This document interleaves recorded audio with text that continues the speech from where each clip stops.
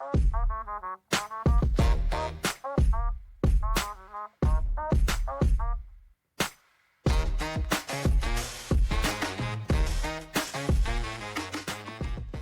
to Supercool, the show about climate solutions now scaling. Each week, we talk with the founders, CEOs, and executives turning low-carbon innovation into business advantage, growing profits, cutting emissions, and outperforming the status quo. I'm your host, Josh Dorfman. We've all seen those massive, towering container ships, row upon row of colorful metal boxes stacked high, carrying our shirts, sneakers, laptops, and if my 10-year-old daughter has her way, loads and loads of Labubus. Until recently, I never thought about how those containers actually get off the dock and onto the road. That hidden stretch, just the first few miles from port to warehouse, is called drayage. And nowhere is it bigger than in California. The Port of Los Angeles is the largest in America. Long Beach, just south, ranks third. Every day, over 30,000 heavy-duty semi-trucks, those 18-wheelers, roll in and out of California's ports, racking up 1 billion miles a year. Almost all of them on diesel. The result? Enormous carbon emissions, toxic air in port communities, and an industry dominated by small, family-run carriers who face hard choices as their trucks age out and approach mandatory retirement limits. Electric semi-trucks are the answer. They're powerful, quiet, and clean. Volvo and Freightliner are already on the road today. But at $500,000 apiece, with uncertain charging, they're still out of reach for the people who keep our goods moving. The technology is advanced. The adoption is lagging.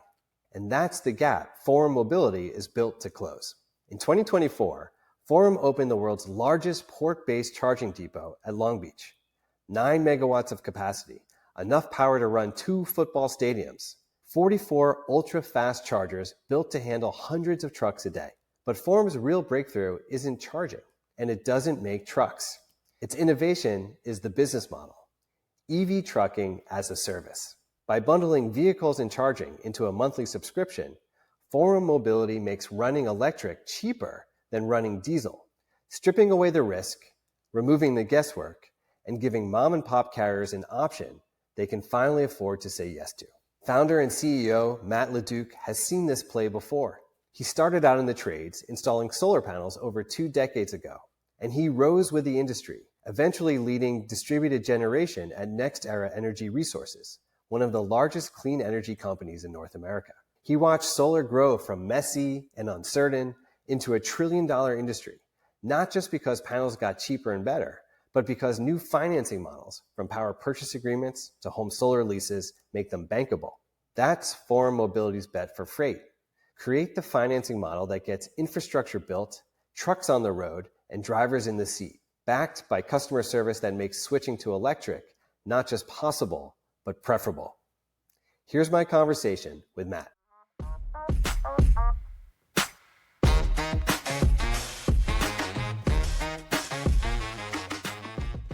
Matt, welcome to Supercool. Thanks, Josh. Excited to be here. So, as I learned about Forum Mobility and what you all are doing, I just got very excited because what I didn't have really any appreciation of was the impact of heavy-duty trucks going in and out of our ports, the carbon impact, the community health impacts, nor did I understand the dynamics of how that industry works. Let's just start there. Can you tell us, what is this industry? What is drayage? Drayage is simple. If you are on a coastline, you will see ships with containers coming in. Those containers come off the back of a ship, they go onto a truck, and they go to a warehouse, and that is drayage. Most of this happens at seaports. A lot of this happens at rail ports, and it is the movement of these containers that go back and forth, amongst other things, but predominantly just containers. To your point, something I candidly did not know a lot about. I started the company just over 4 years ago. If you've never visited a port, it blows your mind, right? It is just like this unbelievable thing. The fun fact I like to throw out is that people don't realize this, but in California alone, drayage trucks drive about 1 billion miles a year, just moving containers back and forth all day long from ports to warehouses. That's what I'm saying. That was the piece for me when I heard you say that originally. I thought, yeah, no one ever thinks about how do all those containers get off the ships? Where do they actually go? It's this piece of the logistics supply chain. for regular folks, we just never consider it. We see the giant ships, we're like, oh yeah, there's a big container ship coming in, but you just never really think about those logistics. So for you, just tell us a little bit about your background and what actually was the light bulb where you thought there's got to be a better way to tackle this emissions challenge, this industry challenge, and deliver a better experience. I started off in renewables and the energy transition in 2003. I was actually in the trades. I was a solar panel installer way back in the day. My first project was at the Moscone Center in San Francisco. I went on to do a bunch of things in engineering, procurement, construction for a long time. Ended up on the investment side and ran a distributed generation for a company called NextEra for a long time, and really fell in love with electrification. We were trying to find ways to invest capital and do things on the distribution system as a certain asset class. And I came across transportation, and it felt a lot like solar did back in 2003. And I really like that. I really like when things are new and messy and hard. And this felt like the exact thing that it was going to be in transportation. It's turned out to be quite true. Messy and hard and new and exciting. Ended up starting the company in 2001 and decided to focus on this heavy duty sector. And within heavy duty, I looked around and thought, where is the best application of today's technology, and came across what somebody told me was drayage. And I asked them to repeat the word, and that's kind of where we started the company, imports and the goods movement back and forth. I had to look up the word drayage too, just getting ready to talk to you. I was like, oh, okay, drayage. So it's when that container of freight, it's like the first mile or the last mile, right? When it's coming off the ship or coming off the train and it's going to a depot. Tell me a little bit more about that perspective. I mean, if you go back to 2003 timing, solar industry, it's only 2 decades ago, but the industry was still, even though it had been around for 3 or 4 decades, it was still relatively nascent. I mean, it hadn't hit the growth curve of what's happened over the last couple of decades. And so I'm just curious to understand more of how you see that in terms of whether it's mobility and electrification. Is that specifically within heavy duty electrification of fleets and big semi trucks, or what do you mean by that? Well, in 2003, I think everybody in the renewable space was excited about the prospects of solar. And externally, I'd say in like the incumbent energy generation world, solar was looked at as a kind of a science project that may or may not work, but seemed like it was not going to be as big as everybody had hoped. You had a market that was largely policy and incentive driven. People were looking to catalyze it both in California, but then you had the European feed-in tariffs. If folks remember way back when, Spain and Germany did a lot to kind of catalyze this, and that allowed for a lot of things to start happening. A lot of, in this case, solar panels to start getting manufactured in polycrystalline. And that's something that kind of sparked and stimulated the market. And before, people were talking about 1 megawatt projects, and then 10 megawatt projects, and then 20. And then before you knew it, 10, 15 years later, we were talking about 300, 400, 500 megawatt projects. And now you have $1 billion a day going into the ground in solar across the world. And it's a major power generation source that's super economic. Heavy duty and electrification is on a similar, but obviously not exact curve. You have a light duty market that's been pretty well proved out at this point. You've had the Model 3, which was a massive catalyzing moment for the light duty market, where the product was rolled out and there was mass adoption, and you saw a lot of incumbent manufacturers of vehicles pick it up and run with it from there. And you see Ford recently announcing a $30,000 affordable pickup truck. Heavy duty's lagged a little bit behind that, and it is in a similar spot to where light duty was 5, 6, 7 years ago, but it's a wonderful market for electrification in many, many applications. Not all, but many applications are ready. And it's right at that beginning again. You don't have a lot of vehicles being made. The incumbent manufacturers don't really know how much of this to invest in or make. And we're on the cusp of, I think, a much bigger market unfolding. And it's really exciting. For mobility, in December 2024, you open at the Port of Long Beach the largest port-based electric truck charging depot in the world. You're going for it. So what I would love to understand, because I've heard you say it, and it really struck me as, well, certainly it's very super cool. You had said you're integrating so much advanced technology, but you're not necessarily the inventor of the technology. The core innovation, as I've heard you describe it, is business model innovation. that is unlocking all of this value. Can you talk about what Forward Mobility is doing, what you're offering, and what that business model innovation is? At the core of Forward Mobility, and at my core, right, I like building things, anything with electrons associated with it, and kind of the bigger the better. And in this space, like you said, big is good. We want to build a facility that can charge many hundreds of trucks where it is on the route where many thousands of trucks drive by every day. So hence you see the facility at the Port of Long Beach. And what we do is picture a facility. In that case, it's 9 megawatts. It's a couple big football stadiums worth of power. And that can charge hundreds and hundreds of trucks a day. And the advantage of that is that we can use infrastructure highly efficiently. We can amortize the capital costs of that infrastructure across those many hundreds of trucks. And we can price that facility in a very effective way. The way we do this, the way we address this, and kind of going back to my point that there's 1 billion miles driven in California by drayage trucks, 750,000 of those miles every year are driven by small businesses. SBA qualified small businesses. Like trucking is a small business market filled with a lot of mom and pop family owned businesses. So how do we address that? We create centralized facilities that can have lots of throughput. We create an as a service solution that involves both the charging and the vehicles. And we work very, very hard as a company to complete that circle and bring them cargo and get them preferential access to cargo. And so if you are a motor carrier and you are looking to do this, we'll get you a truck, we'll get you charging. It's less than the cost of diesel. And we do our darndest to make sure that you're lined up with as much work as possible as well. So it kind of presents a business in a box for a carrier to jump into. And then out from the ports, we have a half a dozen more facilities that are equal, if not much larger, planned for build out over the coming years. So the other piece of this, again, just starting to understand this industry a little more, the West Coast has roughly 40-ish% of imported goods coming into the U.S., give or take. And the Port of Long Beach and Los Angeles together are massive in terms of their scope and scale. And for our listeners, I'm also just trying to press the fact that the scale of what's actually happening here, when you say 1 billion miles, heavy-duty trucks, the carbon impact, is really like this enormous challenge from a climate perspective that also needs a really elegant solution to unlock the value and actually drive the shift. And so the reason why I brought up business model innovation is because when I'm thinking about your business, and I think, okay, you go build these huge, lots of power charging depots. You got to go buy the trucks. So you got to maintain the depots. You got to maintain the trucks.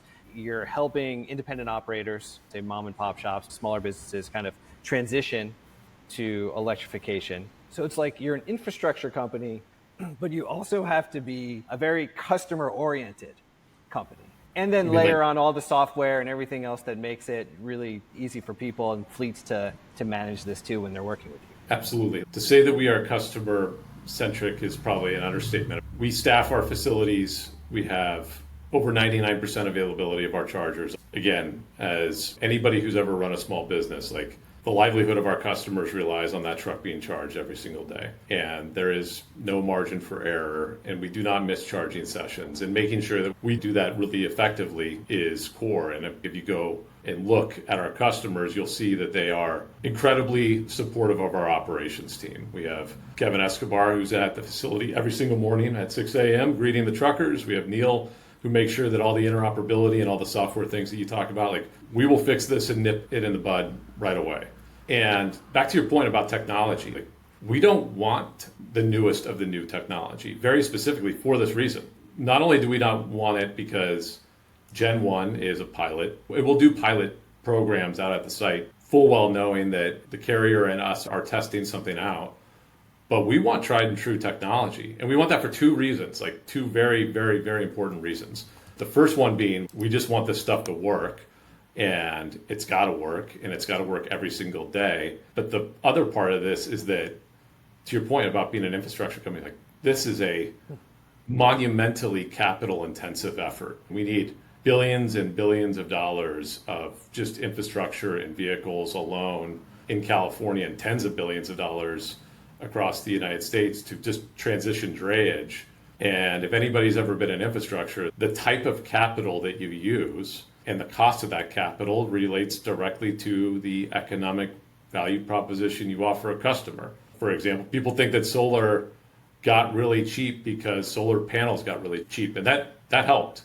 And the capital cost of those systems was obviously a huge win for the cost effectiveness of solar. But what really happened is that you drag the useful life of those assets out for 30 or 40 years, and you put immense leverage and debt on those with the cheapest capital humanly possible. And that had an equal impact on the affordability of wind and solar and storage. And that's what we need here too. And so when you talk about, why don't we invent the technology? Well, one, it's not our core competency as a company, but two, we don't also want technology that doesn't attract efficient capital. And efficient capital equals cheaper cost per mile. And this is the age of affordability. We need to tell the motor carriers in our network that they're going to come here and they're going to do better than they would have in a diesel truck. And capital is a really important part of that, and technology relates to capital. So let me just make sure I'm understanding that piece. So solar and wind as the example, as those technologies became more readily understood, the value became understood and how long they would be able to deliver value. This solar farm or this wind farm is going to last for 3 decades, 4 decades, whatever it may be, and create value. Then you could tie financial capital to those. You go finance those systems with cheap capital because there was a lot of confidence that this was going to deliver a return, a stable return over a very long time. And the technology was sound. Okay. And so now with heavy duty freight and electrification, there would be risk in taking on the newest, shiniest truck simply because it's an unknown. And that financing leverage and being able to get capital at the cheapest cost is a core driver of this, ultimately what becomes this trucking as a service, electric trucking as a service value proposition to that driver, that mom and pop owner of the truck who's like, you got to make this affordable for me, like you just said. So all of that back end financing, sophistication, understanding of how to make that work is critical to unlock this value proposition for that truck driver who's basically like, is it cheaper than running on diesel? And do you offer really good service? And can you get me business so that I can actually be pretty confident that I can make this switch and I'm going to do okay? You got it. Most everybody's experienced what the cost of financing does to the price of something. Like people have got a mortgage on a house and know what 100 or 200 basis points mean in a monthly payment, or financed a vehicle and knows what a percentage point or two or the residual value of something is worth. And the efficiency in which you can attract capital has a direct impact to the cost of whatever you're using every single month. And in the case of energy, the risk of the technology combined with the credit quality of the revenues is what drives that price of capital at the end of the day. And that's a really, really important thing, and why we specifically use tried and true equipment, because we want to deliver the lowest possible cost per mile. Okay, so Four Mobility is bringing clear expertise, competence around the financing, clear expertise around infrastructure deployment. What does it mean, Matt, to say to a driver, this is going to be a less expensive way to operate than diesel? As I understand the dynamics, and I'm sure they're shifting in California, where you're operating currently, although I know you're getting ready to expand up the coast. I don't know if it's carrots and sticks, but as I understand it, trucks get to a certain age or have a certain amount of miles on them. They have to be retired, and there is this statewide push to then move toward electrification. I don't know if I have that exactly right, but I would love to understand the dynamics that are pushing the industry and kind of forcing this change that people have to now consider. How do they move to electrification? When we started the business, there was going to be, call it the stick market, right? This was a mandated transition. And to your point, if you're over 800,000 miles, you can no longer access a port. Again, in the case of LA Long Beach, 23,000 trucks are registered and over 10,000 a day go right into a very, very narrow area. And air quality is of immense importance to the ports of LA and Long Beach. And so over 800,000 miles, your truck is no longer eligible to have access to the port. And there was also an engine model a year in which when that engine model rolls off of the registry, and there is a port registry, you're no longer able to access the ports either. And that's a way of kind of turning over the fleet to better and better engine types. And at the beginning, the regulations were going to state that if your truck rolled off the registry, it must be replaced by a zero emission truck. And that was under something called advanced clean fleets. And so there was a very big stick component of it. Advanced clean fleets did not get enforced in full in the ports, which in a lot of ways made things a lot healthier, because we're just now, I think, again, like the age of affordability is probably long overdue in the regulatory perspective, to be honest. And now we're in a spot where we got to go to Josh's trucking and say, you're running this fleet, this is your cost per mile, here is an alternative to that, and here are all the benefits that come with it. And there are still things out there. The amount of miles on an engine still matters. There's also something called the indirect source rule, which is a very convoluted thing about warehouses in California that takes a while to explain. But you need to have zero emission trucks in the future for a lot of reasons in California from a compliance standpoint. It's likely to continue. And I think that's a lot of the motor carriers' perspective on this. And our job, again, is just to make sure that they see a path to put more money in their pocket doing this and having a better operation at the end of the day. There's carriers who are excited about this and see it as an opportunity, and there's carriers that are resistant to it. And that's okay. I get it. One thing I've learned since starting this company is that very few people know about the first mile. Very few people think about the first mile, and very few people look out for the first mile also. These carriers are often put in a spot where they are immensely important for the goods movement that, probably if you're wearing it, it was in a drayage truck at some point.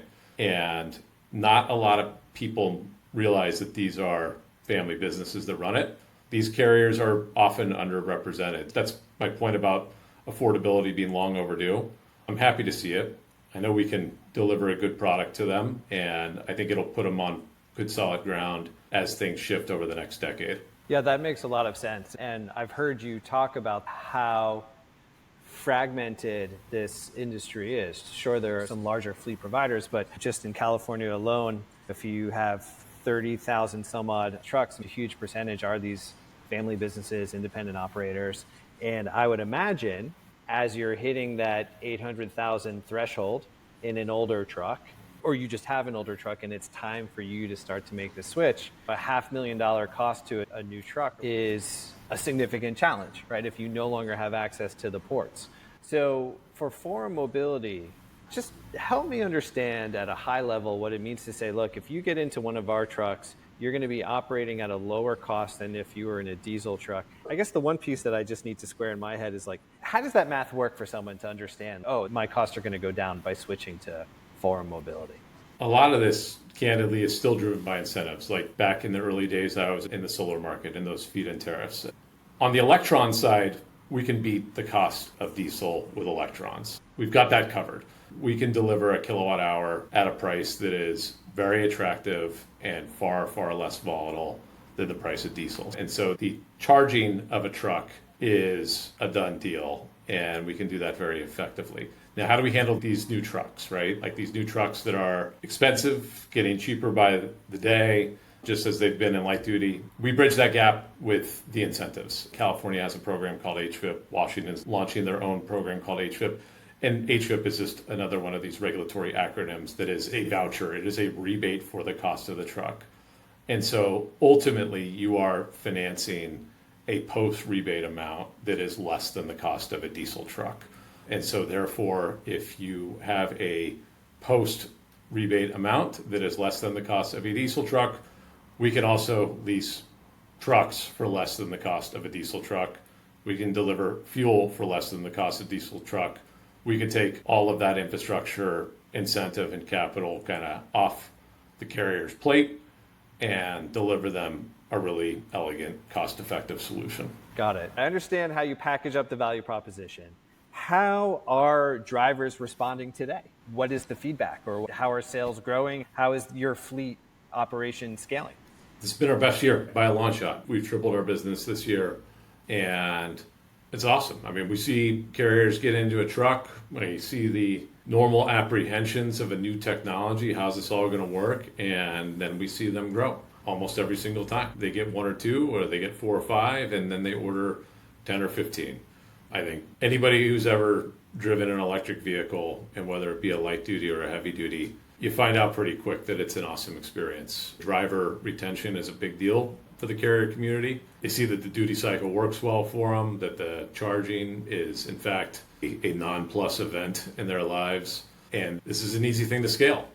We see consistently that they do this and work finds them. The cargo owners and the shippers start to seek them out. We help play that matchmaking role quite a bit.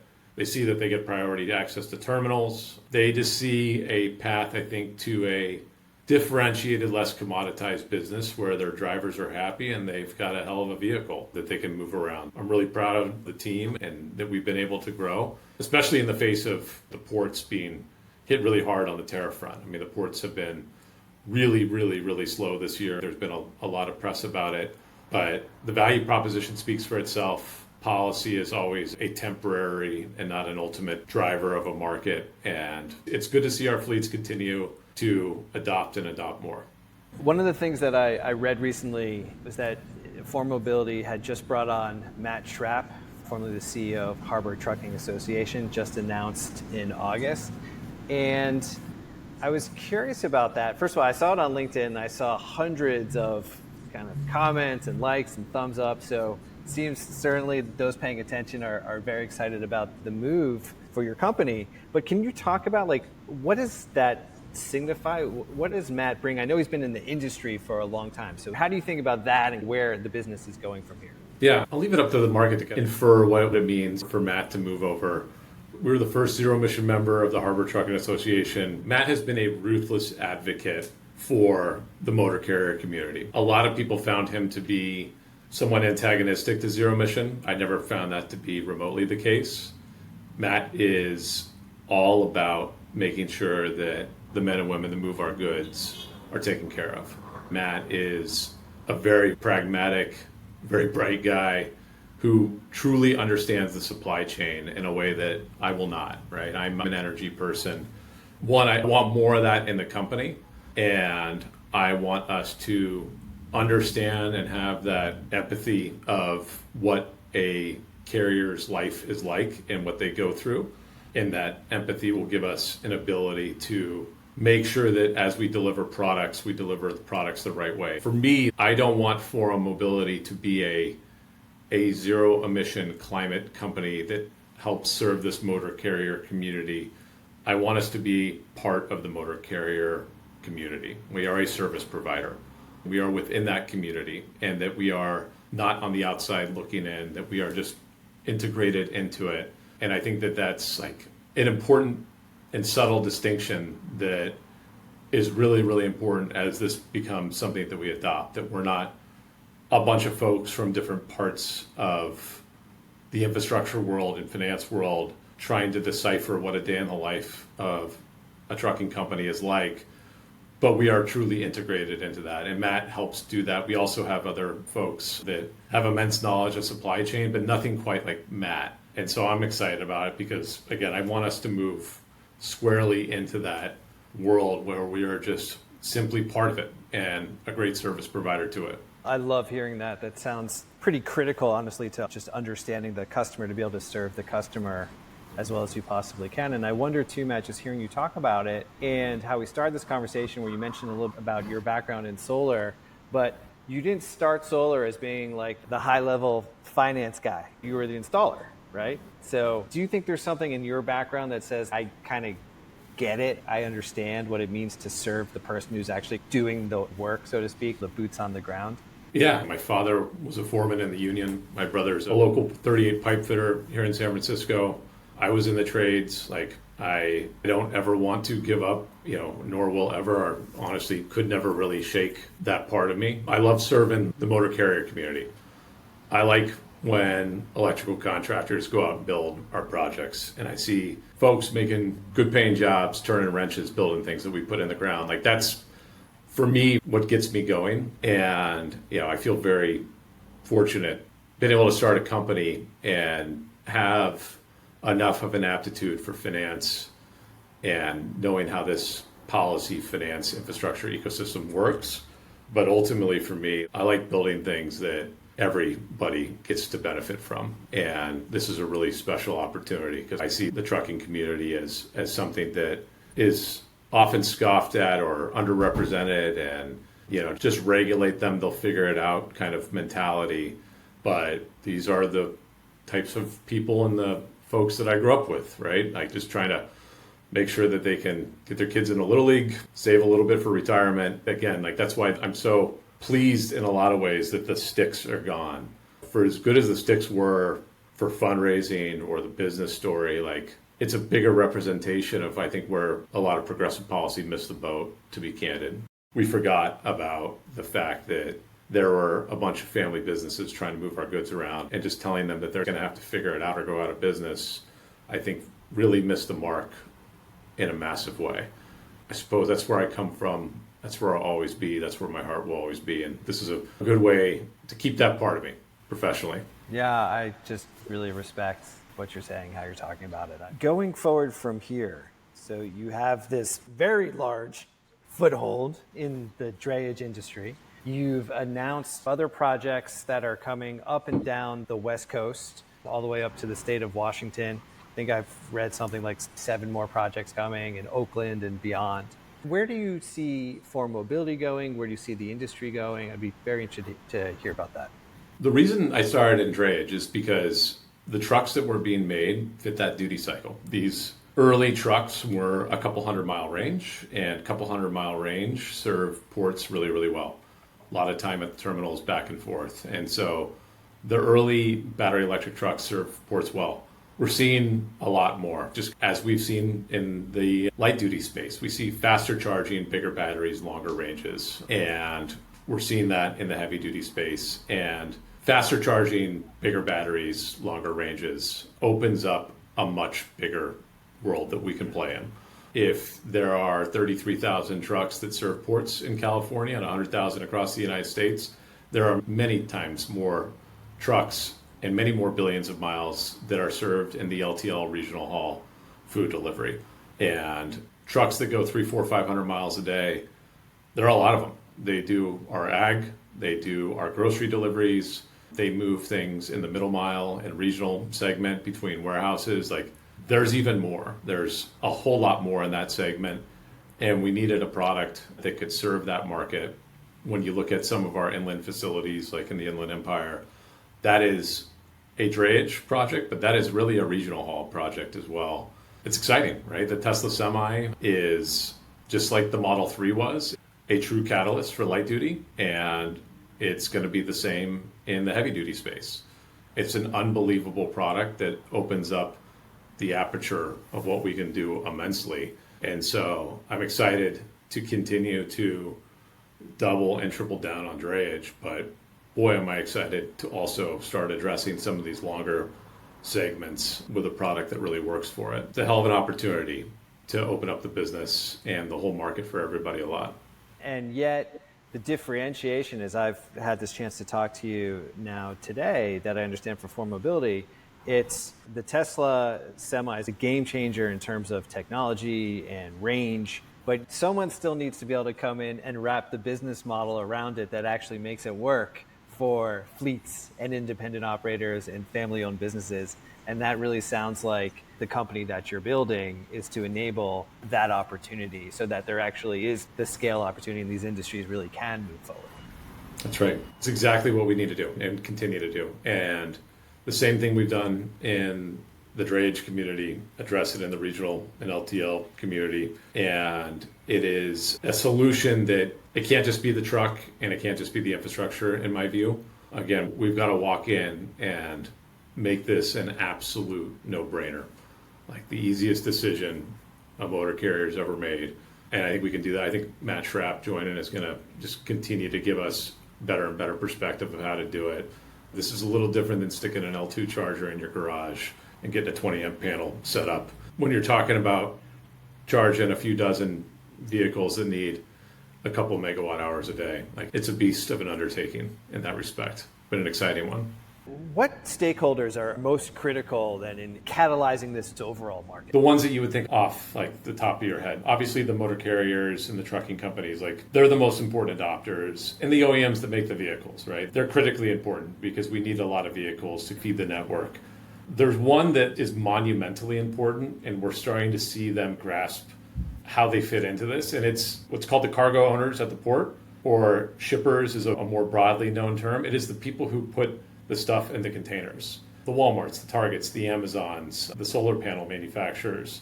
And them having a preference and having their procurement teams push to use zero emission trucks. I can't tell you like how correlated it is when a major retailer of apparel says, I'm moving 15,000 containers and I want them moved in a zero emission truck, all things being equal, like how fast our phone starts to ring at that point with carriers looking to get into those vehicles. And considering we're at a point where we can deliver a very, very cost-effective truck, it's like a no-cost, simple signal from the folks who are shipping their goods to say, hey, this is what I want. I want a zero-emission truck to be moving these goods. It has an unfathomable impact on the market. Wow. And so when you say all things being equal, meaning cost being equal, service being equal, we want zero emission logistics, zero emission supply chain. What options are out there? Exactly. We want to continue to make sure that the carriers that we work with are fed a steady diet of cargo. When those folks who ship their goods seek them out or have a preference for them, it takes a lot of that fear, doubt, uncertainty out of the carrier's mind, and they can start to say, wow, there's a world of people who would prefer to work with me because I'm doing this now. And so the more of those cargo owners and shippers that can just put that signal out into the market, it has a dramatic effect on the apprehension level carriers have to jump in feet first to this. And how do you see that trend today? Do you see more large corporates, retailers, if you mentioned Walmart, like, are they putting that signal out? They're starting. And we did one very public project where we ship about 1,000 containers of Nextracker, which is a solar tracking manufacturer. We shipped their goods and they sought out carriers who were going to do this. We did another project with solar panels very similarly. And so we're starting to see it. And we're starting to see some of the larger, especially retailers, put this preference out. And like every time there is a single sentence mentioned in the RFP or the way the carriers are sourced, boy, does it catalyze the market. Like it just really kind of gets them excited about doing this as opposed to wondering what it all means. I think they see it as a great opportunity to get more business. When a large retailer or Nextracker who's in this industry, the renewables industry, when they put out that signal and we're going to say, hey, we're going to move 1,000 containers, it's just the scale on which that's happening is so massive that those signals really can move an industry. And when you're talking about heavy duty trucks that are running on diesel versus switching over to electrification, I mean, that impact is just amplified. We should all have electric cars in our garage, sure. But the impact of a truck, of a heavy duty truck, moving from diesel to electric is just so much greater. That's what I think is so compelling from a positive impact opportunity. Do you see it that way? Yeah. When you look at the millions and millions of containers that go through the ports of the West Coast every single year, many, many millions, like it doesn't take a large percentage of those having a preference to move millions and millions of miles accordingly from combustion to zero emission engines. Like you said, it is a light touch with a massive impact. We see the terminals giving priority access to zero emission, kind of like your TSA pre-check lane for the ports. That's the clean lane equivalent at the terminal. And when you give a retailer or a cargo owner or shipper the prospect of moving their goods, they can get them out of the port faster at the same price and use a zero emission truck. It's big. It doesn't cost a dime to do it. It is a procurement preference that can have a massive impact. Well, Matt, I just want to thank you so much for coming on Supercool, sharing your story, sharing the story of Forum Mobility, and also giving us insight into this industry, the trucks that literally move, like you said, probably the shirt on my back and everything that informs our lives. So I wish you continued success. Very excited to follow along. Yeah, thanks for having me. It's always good to tell our story. I think it's an exciting one, an important one, and I'm excited to look back in 10 years and see so many electric trucks on the road, making carriers money and making everything cleaner at the same time and putting a lot of people to work. It's an exciting time. Appreciate it. Thanks so much for listening to my conversation with Matt. If you enjoyed it and appreciate the perspective Supercool brings to the business and climate conversation, please take a moment to subscribe and leave a review. It's the best way you can help us reach new audiences who would benefit from these conversations too. See you next time.